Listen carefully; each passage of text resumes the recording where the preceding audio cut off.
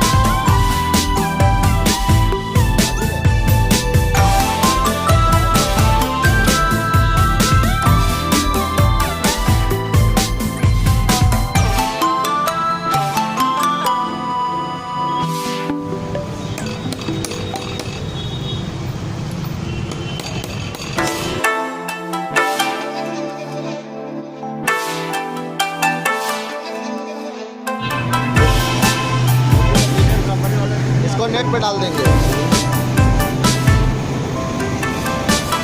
net पे बंद का